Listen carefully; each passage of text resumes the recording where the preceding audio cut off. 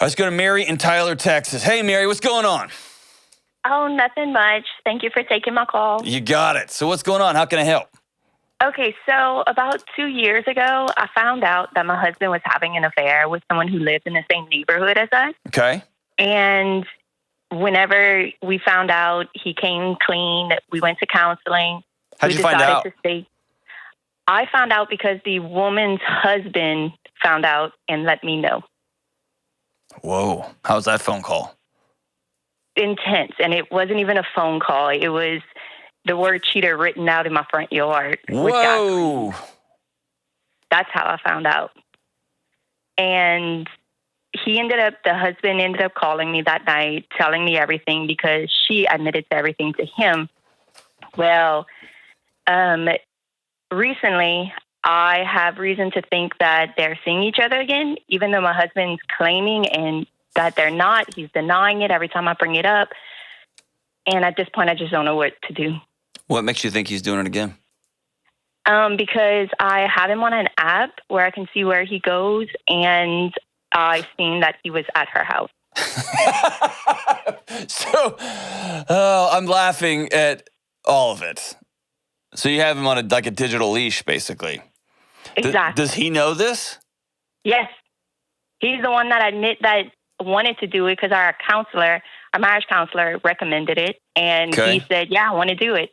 And he did it. And then. So when you show him this app, what is he's like? Nah, man. No, it was a dog ate my phone and just ran over there. Like, what's he saying? He's saying that it was a glitch in the app. He don't trust the app. Mary. He's had other affairs, hasn't he? Yes. This is the fourth affair that we have since we've been married. Oh, my gosh. What are you doing? Exactly why I'm calling you. I don't know. You do. What is it about you that you don't trust? There's a glitch in the app? What are you saying, Mary? And then every time it's like I feel disconnected and he swears I'm going to change. I wasn't there. And I'm a people pleaser. He's not going to change. He's not. He's not going to change. And I don't know why you have so little value in Mary, but I want you to know I've only talked to you like for 3 minutes, and I like you. I think you're pretty fun. And I think you're probably really smart.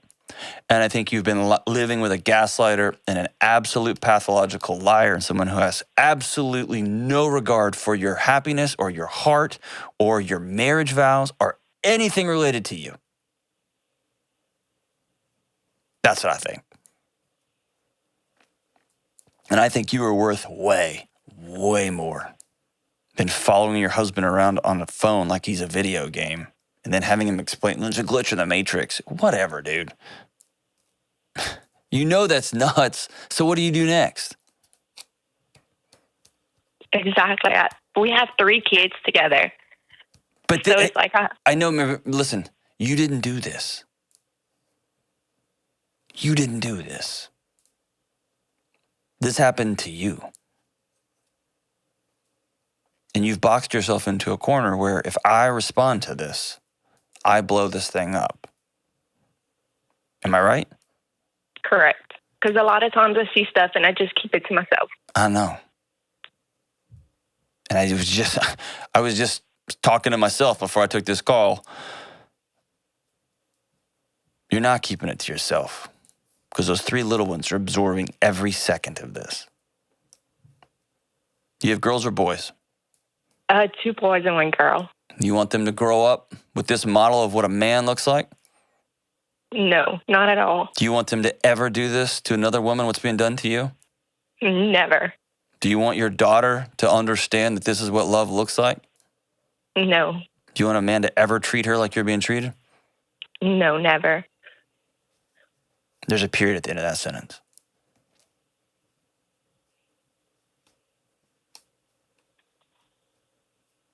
And you know this, Mary. Do you have any sort of family support, any sort of friend or community support where you live? Yes, I have lots of family support. Okay. And I have a lot of family that's telling me I need to just get out now. Why aren't But you? I'm so afraid for my kids. What are you afraid of? I don't want them to have to grow up in 2 homes. They are in 2 homes inside the same house. It's making them crazy.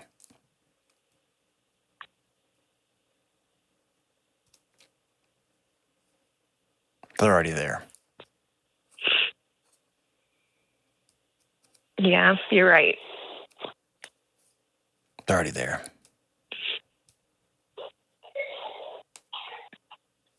I'm And so it's sorry. so hard. Yeah. So hard. And you've done everything you possibly can for the last however many years, haven't you? Yes. And he tells me every time he's going to change. He's going to make things better. He's going to be more present. But it's hard to think, how can you be more present with us whenever you have any second of thought about another woman? It's deeper than that. It's deeper than that. I mean, it's kind of about her, but it's not. You take care of everything. You take care of the food, you take care of the home, you take care of the kids. And he just go do whatever he wants to, with whoever he wants to. None of the rules apply to him, man. You're right. It's his number 4, number 5, you know what I mean? Like, nothing's ever stuck. Something about the future terrifies you, and I think it's because you don't think you're worth it. I think he put that in my head. Possibly.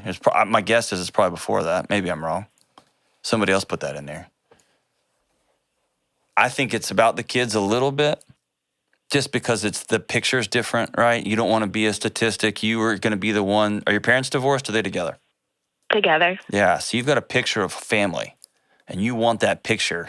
And so you're grieving the fact that that picture is going to be different for you than you had set out to. And I get that. But I think it's deeper than that. I think you're terrified of asking yourself, what do I want?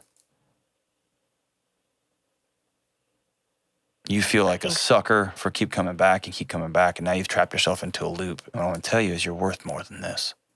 You're worth being loved recklessly. Somebody wakes up every day and just thinks about you, and they go to sleep every night just thinking about you. And they wake up every day saying, how can I make Mary's life incredible? And that frees you to think, well, how can I make his life incredible? Yes. And somebody who's safe, and somebody I don't got to worry about every time I sleep with my husband, I might be catching something from somebody else. And every time I go outside to get in my car, I'm worried about there being another sign on my front yard from some angry man who my husband has gone into his home.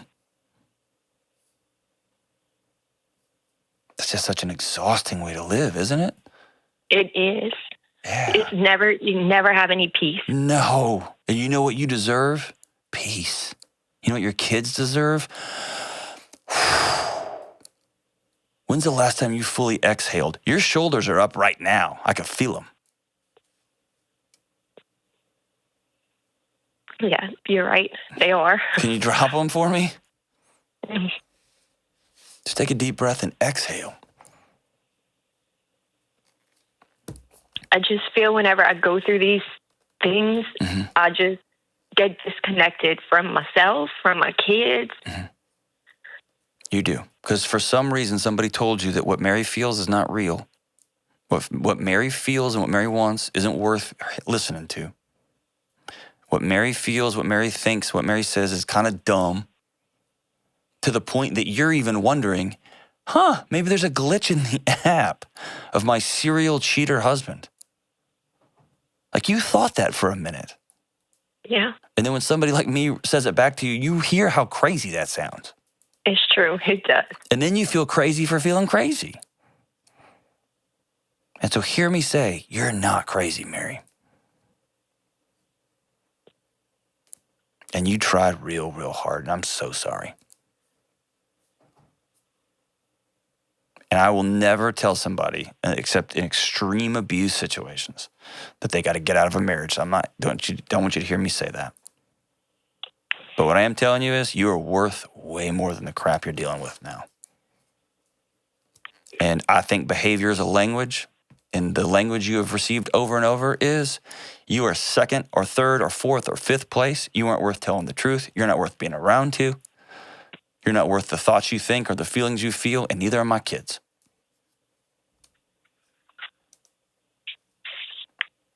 Yes.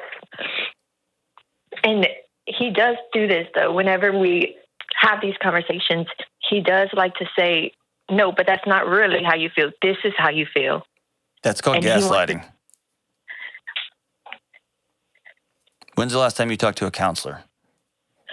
So I was going to a counselor for the first affair right before I found out about it because I was suspecting something, but I didn't know how to process it. So I started going to a counselor and I didn't tell him, and he was furious that I was going and made me stop. So it was probably about 2.5 years ago.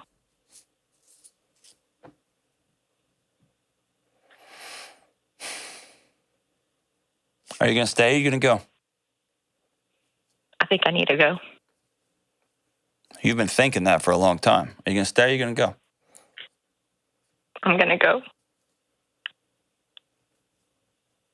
When you say those words out loud and your heart's broken and you weep bitterly, that doesn't mean it's the wrong decision.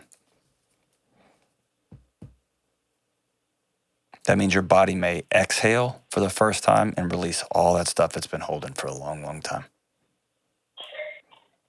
And if you choose to stay, I'll be here, okay? Okay. Your family still loves you, but he's not going to change. There's no reason to change. He has no reason to change at all, ever. He's got a free ride. That's what people say, and the thought of staying just feels heavy. Of course it does, because your body's under attack. It's at war. It's exhausted. It's tired of wondering, am I going to catch a disease? Are you going to find you dead in the front porch? Are my kids going to turn into this? Right.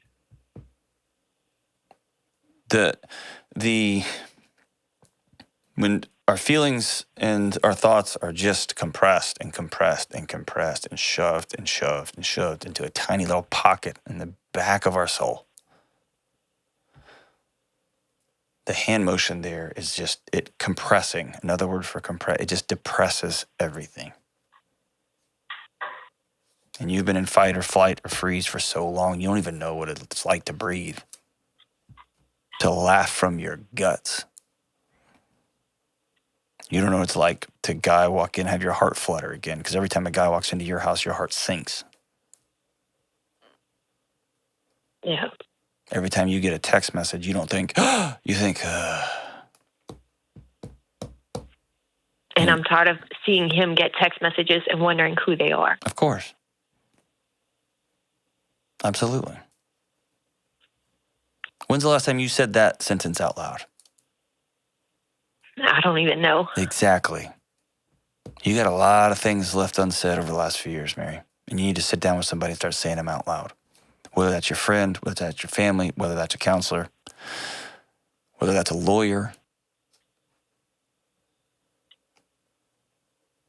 But I need you to hear me say, you are worth more than this. Those two little kids are worth more than this. The decision's yours, sister, and we're going to be with you every step of the way. I'm going to holler back at me, let me know what you decide to do and how that goes. And if you decide to go, I want you to make sure you've got people rallied around. You're going to be surprised when people show up with a moving van to this one. My guess is you got friends and family that are waiting for you to make that call. Whew, they will be over there and clear that house out in 30 minutes. Or they will take all his stuff and set it in the neighbor's yard, where evidently he really, really wants to be. Thank you so much for the call, Mary, for your bravery. It's time for you to make a decision, hon. And we'll be with you every step of the way.